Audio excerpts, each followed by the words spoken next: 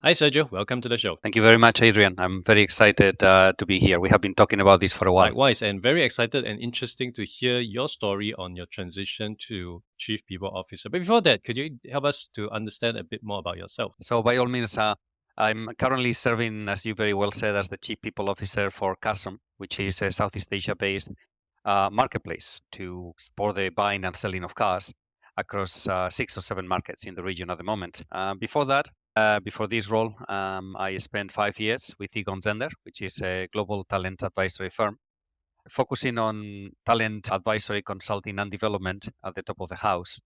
And before that, I have around 20 years or so in commercial and operational roles in a number of companies, most of them in multinationals from the US, companies like Google, Nokia, Yahoo, Electronic Arts, and several others. I am originally from Spain. I have actually lived outside of Spain for about 22 years now. It's been quite a while. And I have had the pleasure of living in Asia Pacific in 3 different locations for the last 18 years or so, with the longest chunk of time being here in Singapore, which has essentially become my new home, right? And the new home of my family. Nice. And your journey into HR is honestly significantly very different from many other people that I've spoken with who started perhaps in HR from their earlier days after graduation all the way to where they are today. But you are very much in the commercial side. How do you end up in a senior HR role for yourself? I consider myself a bit of a generalist. I never went into studies that were very specialized. You can argue that what I did as my degree, as my university degree, Master's in Arts, was actually relatively specialized. It was actually something that in English has a technical term called philology that no one understands. It just translates into English studies for 5 years. I went into them knowing that I would enjoy them, but with no real plan for what might happen after that, right? And during my studies, I realized that there were probably two obvious paths, either becoming a teacher or professor or write books or both. And those things were appealing. I also had a keen interest at the personal level in technology. And that initially led me to find opportunities more or less organically, again, without a real plan, in companies that were either new digital media or somehow related to technology in roles that didn't require any particular specialized background. So roles in sales, marketing, business development, and increasingly, of course, leadership roles. While I was at Google, I was in the company between 2011 and 2017. And I can say that it was very formative in the sense that I was becoming more senior, if you want to put it that way. I had more responsibilities. I was starting to have bigger or lead bigger and bigger teams. And I realized that increasingly my expertise was not to do the work, right? But was to provide a strategic direction for the team, was to clear the road for them, to empower them, and to help them figure out how to succeed in the direction that I had set for them. And that's combined with an early exposure during my early years in the company to coaching skills actually increasingly led me to a path where my greatest contribution to the business was on the people side of things. There was this great global program called G2G. This was a global program which is essentially peer-to-peer learning, which I'm currently establishing for CARSOME as well. We can talk about that in more detail later. But essentially, in my particular case, there were a few of us with a high interest in coaching, in learning more coaching and sharpening our skills in coaching. And as part of that program, I was actually coaching a significant number of leaders across the company to the point that almost became my day job at some point. And again, that represented a bit of a discovery for me, saying, "Oh wow, this is interesting. I can help others succeed." I didn't believe that there is a certain path in the business world where there seems to be one direction in general, which is that of the top, becoming a CEO. But it was during this time that I realized I wasn't particularly excited about being the CEO, but I was very excited about being the CEO whisperer, if you want to put it that way, right? The one that the CEOs would talk to, especially when they didn't have anyone else to talk, which is a relatively common occurrence. And when the door opened to join Egon Zender and learn the ropes in more detail and develop my skills in more detail in leadership development, consulting, advising, I took that opportunity. And that led to 5 amazing years with a wonderful group of people globally, but specifically in the Singapore office, where I doubled down in that work. And I realized it was a bit of a passion. I was really excited about my small contribution to the success of others. And that sort of led to my next step, where I am today at CARSOME. After almost 5 years with the firm, I had my own self-reflection. It's something that I will recommend everyone to do from time to time, doing your check-ins. Right? And I had my own self-reflection, and I had to decide whether I should continue in that path or explore other things. And I was starting to get a little bit interested in exploring the world of HR, if you will, right, in more detail. And that led to a few conversations, and here I am today. So from the outside, in conversations with people, sometimes they ask me, what is this? What are these two pivots or three pivots that you had in your career?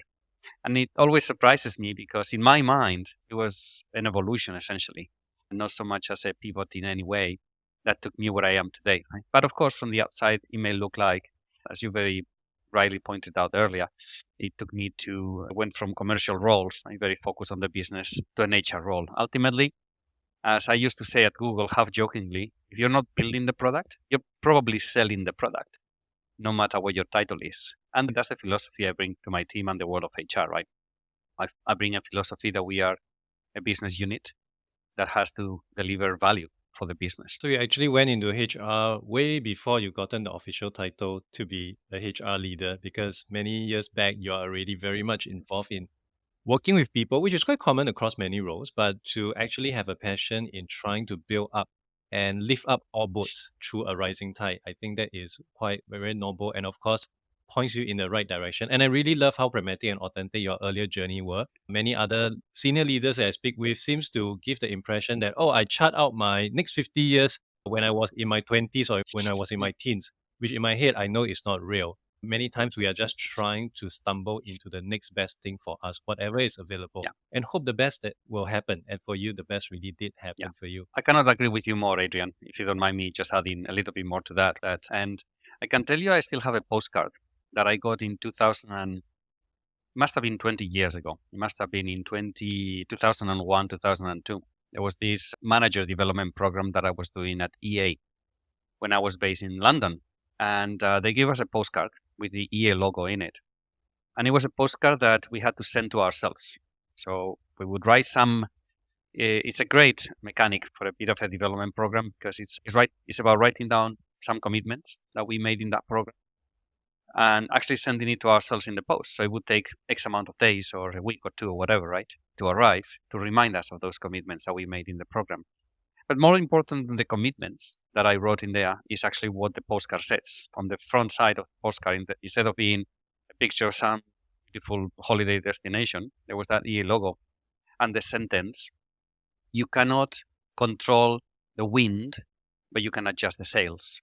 And that was actually something that I always remember, especially now, since in the last 2 years, thanks to the pandemic, the family and I got quite a lot into sailing. And while now it means something very literal for us, right, it also was quite helpful for me to remember that sentence from time to time in my career. Yeah. You cannot control the wind, right? There are circumstances that take you in different directions. You can adjust the sails. And I think that shows a little bit of a philosophy of planning a little bit, but also making sure that you understand that there's going to be things that you would have to react to that you're not in control of. And react, you definitely did when the offer came to you from Carson to become their chief people officer. Mhm. And you have been in this role for a brief period of time so far. And I'm very certain you would That's right. have also had an opportunity to interact with other HR leaders who have extensive experience in HR since day one. How do you personally think your approach to HR differ from people who have been in this role for the longest time, and especially keen to learn your assumption as well as how you think of the more traditional quote here, senior HR leaders? First of all, I should say that I do not necessarily think there is any better single approach to things, right? However, I think that what I bring to the table in combination with other things can be quite helpful. And what is that? I am incredibly lucky today to be part of a team. Right? I'm leading that team that has extensive, more traditional HR experience. And one of the things that I have already proven, that was my assumption, right? But one of the things that I'm already seeing to be true is the fact that combining my business, commercial, operational backgrounds with my spikes in development, in consulting, in working with leaders, with that traditional HR background and extensive experience that my team brings to the table, I believe that it is a great combination. What we are seeing, and this is something that has been proven by research, right? That the difference of backgrounds, of experiences, opinion is actually can actually lead to better outcomes. And in this sense, I think that combination is certainly, I believe, already leading to better outcomes. First of all, I'm new to the team and new to the company, and it is my first role as a chief people officer. So that gives me a lot of latitude to ask questions that most HR leaders would probably consider outright stupid, silly, or naive. But that also opens the door for actually a debate, right? Instead of assuming that there is just one or two ways of doing things, because that's how they have been done in the past, those naive questions may lead to some realizations and some discoveries where me and my team, we go, oh, okay, yeah, there's not just one way to do this. Why don't we try this way of doing things? And we don't know if that's going to work or not, but just the open-mindedness and the philosophy behind just trying, right? And learning from a potential mistake. Again, I believe that in general, but specifically in the job that I'm doing at the moment, can definitely lead to better outcomes. And then, of course, I bring my own experience to the work that the team does, which, as I say, a lot of it is actually in leadership development that is helping me. So already launch a people development program across the whole of the company, which sounds easier said than done, right? The company today has 5,000 employees with a significant amount of organic growth in the last 2 or 3 years. And there is an increasing need for this development across the company and especially our managers. Research by Gallup done a few years ago shows that 70% of the influence on individual contributors or people in a company in terms of how engaged and happy they are at work comes directly from their line managers. And therefore, investing in line managers makes a huge difference in increasing the productivity and increasing the performance of teams, something that is actually very relevant right now. Even my old employer, a company like Google, right, has been doubling down. So Sundar Pichai, the CEO, has been doubling down on figuring out how to increase productivity. Right? And again, one of those ways to do it, which I believe is very significant based on that research, is training managers. The good thing is that I have been on that side. I have been a line manager of teams, relatively inexperienced in my past, and I have benefited greatly myself from that investment that a company made on me. Right? And therefore, I also bring a philosophy of passing it forward, if you want to put it that way. We spend a significant amount of time at work these days. I will not say in the office, because that is also changing, but certainly at work. And I believe that is important to ensure that everyone is motivated, fulfilled, that they feel rewarded, that they have a sense of purpose. And me and my team are key components of ensuring that the people at CARSOME can find that and are motivated to come to work. In essence, one of the things I have done from day one is try to remind my team that what we do is key, that if we take care of our people, they will take care of our business. And that is an important principle that I think can have very positive and large repercussions across the whole of the company, especially a company that, while it's still a startup, I think is not small anymore. And maybe just making a greater emphasis on what I said earlier. Traditional HR, a lot of it was strongly associated with administrative processes, right? With filling in forms and doing things like onboarding, offboarding, adding people to the database, removing people to the database. And that is absolutely necessary. Right? After all, every single employee wants to be paid at the end of the month. And payroll, therefore, has to just work. But I very much doubt that most people in my team wake up every morning saying, I'm looking forward to doing a lot of repetitive administrative processes. I doubt they're motivated by that. So part of my work is also to motivate my team, right? To help them find their fulfillment and their purpose, and create an environment so they're excited to get to work every day, knowing that they are actually the artificers of greater, delightful experiences for every single one of our employees.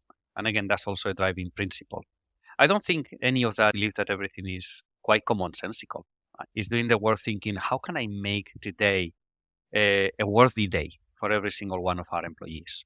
Right? And as long as that is a philosophy that drives our work, then I believe that we will probably come up with very good creative ideas how to create those delightful experiences. Did the fact that your background is a bit more unconventional actually permeates and apply across to the makeup of your team as well? I think, in a sense, you'll have to ask my team to start with, right? But my belief is that that has given them a different perspective, not just on bringing people into our team, which obviously continues growing in order to service the increasing needs of our people across the whole of the company, but also on how we think about hiring in the company itself. Right? I firmly believe that there are three main things that any CPO should get right, and everything else will flow and follow from there. And those three things are getting hiring, performance, and compensation right.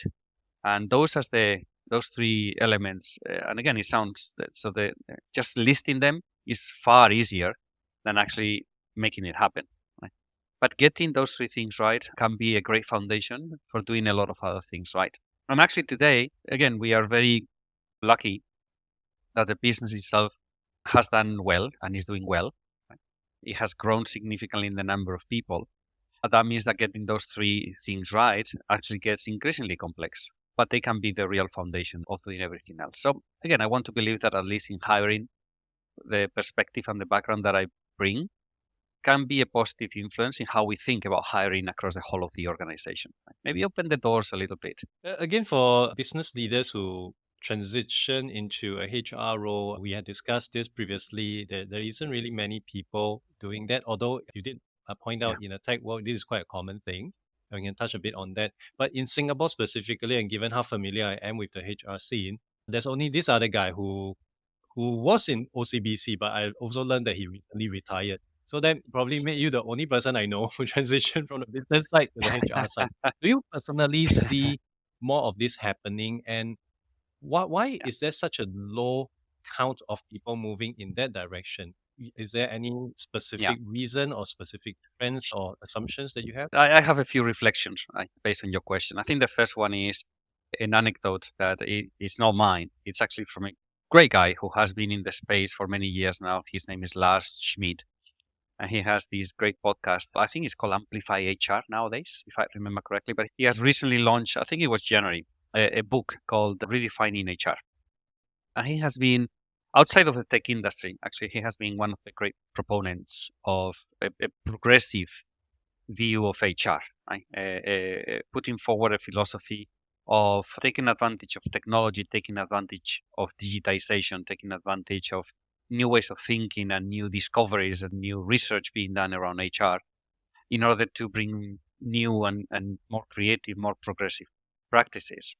And I think in the last 10, 15 years, we have seen many of those progressive practices being tested and experimented with in the technology space, which is where I come from at the end of the day, precisely because they are used to this experimentation. They are used to looking at things and looking how whether there are any opportunities to disrupt spaces, be it a business or a product, or in this case, the HR space. I think one of the most public, perhaps, and obvious examples of this trend in the technology space comes from about 7 or 8 years ago when Satya Nadella became the CEO of Microsoft with the mandate of reinventing the company. One of his first decisions was to tap into who was then, until that point, essentially his global head of sales, a woman named Kathleen Hogan, as the chief people officer. She is still in the role. And I think arguably we can see that the approach that Satya Nadella and Kathleen Hogan took to reinventing the culture, to re-looking at the business of the company, we can argue that it has been wildly successful. Right? Today, Microsoft is again at the top of the valuation charts in terms of companies, not just in technology, but globally. I believe that is still a top three, if my memory serves. When until 2015, one could say the company, at least from the outside, looked like had lost a little bit of its mojo, right? A little bit of its path. And I want to believe that that set the example for many other companies. If we look at quite a few other technology companies, there's quite a few that have also tapped into ex-business leaders to become leaders, right? To become the leaders of people operations teams. And across the spectrum, I believe that there are more positive examples than negative examples. Now, I believe that will have an influence across the other industries. I don't necessarily believe that a title itself sets a specific tone, right? One can be named a CHRO, which is the more traditional version of the role I have, if you will, and still bring incredibly progressive and thoughtful new practices and experiments to companies. It's not in in the title; it's more on the philosophy that we all bring, and I think we can all benefit from that philosophy and those experiments, positive experiments that have already happened in other industries. I think that can slowly seep into new industries. Again, the philosophy of saying maybe HR is not just about the administrative processes and payroll. It is about that, of course, but there's a lot of other things around them that have to do with development, with culture, with other things that can benefit people in companies that those industries can learn from the technology space. And ultimately, I believe that that will continue seeping and influencing not just other industries, but possibly other regions, potentially Singapore and the wider Asia Pacific region, especially since in Singapore, we do have quite a few of those companies. They have presence and in many cases, headquarters for the whole of the region. So I think if that expansion of the philosophy itself could be quite beneficial. I think ultimately it's really just to get a more well-rounded perception of the role itself. Like you pointed out a few times, of course, there's always the mundane, the monotonous, the administrative that is going to happen, but it cuts across any function, even in a sales role or in a research role or product role. You have to deal with a fair share of administration. That is unavoidable. But of course, it depends on what you want to focus on. Do you want to focus on, I want to create the next best thing in product? But yes, at the same time, I'll be dealing with all this administration, or do you want to focus on the other aspect as well? So I think it's just a shift in where you want to put your focus on. You make a great point, right? And maybe before we go to the next topic, if that's all right, perhaps a quick reflection that, and I don't know how provocative this opinion will be, right?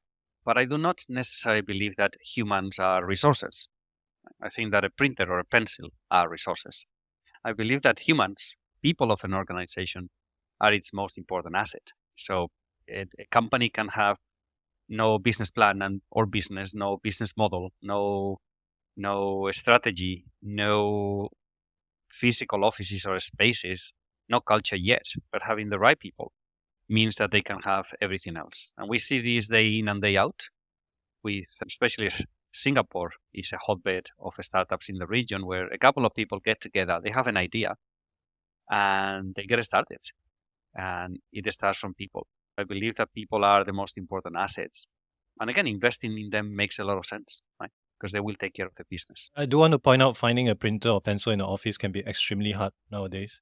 They're more like tick rather than resources. Let's just say laptops and mice, maybe. Not fax Yes, machines. for sure. And for any business leaders who may be listening to us or even watching us right now, who may be facing the same crossroad as yourself, given the opportunity, or maybe in fact looking to pursue an opportunity in human resources or people management, what's your advice for them? So I think my reflection applies not just to those leaders that may want to make their future career, right, or the next stage of the career in HR. I think it applies to many people. And actually, your question reminds me of another anecdote from Lars Schmidt, right, when he actually went to a podcast, and the first question that he got from the host was something along the lines, I don't remember it verbatim, but something along the lines of, okay, so why are you talking about reinventing HR? Isn't an HR the HR space where careers go to die? And he had, as you can imagine, obviously being in the space, a bit of a strong reaction to it. Saying that may have been in the past, perhaps at some point. That may have been true in the past, is certainly not today. And I think part of it is the philosophy that we bring to the table that people are the most important asset of any company. But anyway, going back to your question, I think my reflection applies not just to people that want to be in the HR space, right, but across the board. I think it's important. Do those check-ins from time to time. Ask yourself, am I happy? Is this what I want to do? Do I have any particular ambition to go in a specific direction? Do something that might not be obvious in my career, but I'm really excited about. Do those check-ins, and depending on what the answer is, right, figure out what it means. Try not to compromise and find something that you will be excited and happy to do, even if it means there is a significant learning curve. because I think success in a career, among other ways, can come from trying to do something that you're really excited about, even if you're not an expert. And I think this is when I can reflect on my own career, right? Where, again, people from the outside sometimes look at it and they see pivots, and I see just following something that I believe I would be passionate about. And that passion may not last forever. And it means that those check-ins are increasingly important. I've been very lucky as an executive coach myself. I've been very lucky to, again, to be the CEO whisperer for quite a few CEOs of startups of big companies, mostly in the region. And I've heard these many times, that sometimes getting to the top has been such an important object in people's lives. And they realize that there's not much afterwards. There was no plan for what happens after. And they might have lost a little bit of the practice in actually doing those check-ins and try to figure out what their passion is. And finding it, I think, is important. It leads to fulfillment, it leads to purpose, it leads to satisfaction. And as we bring this podcast to a close, any final thoughts or words for our audience? I believe I would just have that reflection on not compromising in terms of career choices. And for leaders at the top of the organization, remembering, right, that the best contribution and their added value is to take really good care of the people. And then they will deliver. Empower them, give them the opportunity to do well, and they will. As the saying goes, a rising tide lifts all boats. And thank you so much for sharing your lovely experience and encounters with us today to inspire more people out there who may be looking at something similar, and also to get inspiration on how they want to take note of their own careers. Where can people learn more about yourself as well as what you do? Thank you for the question, Adrian. So the best place is LinkedIn. I am quite active in it, right? So more than happy to connect with your audience and your listeners. And if they're interested in also learning a little bit more from other leaders in the space, there is another place where they can find those learnings. I am part of an angel investing community called XA Network, focused on Southeast Asia. And I'm currently doing my own podcast, hosting a few people and talent leaders, and also learning from them and doing my own fireside chats at the moment. So the XA podcast is also a good place for those people that want to learn more about people and talent. Awesome. All this will be added into the description below. So if you're keen to learn more about Sergio as well as his podcast, feel free to check them out. And with that, thank you so much for your time today. Lovely speaking with you. Thank you very much to you, Adrian.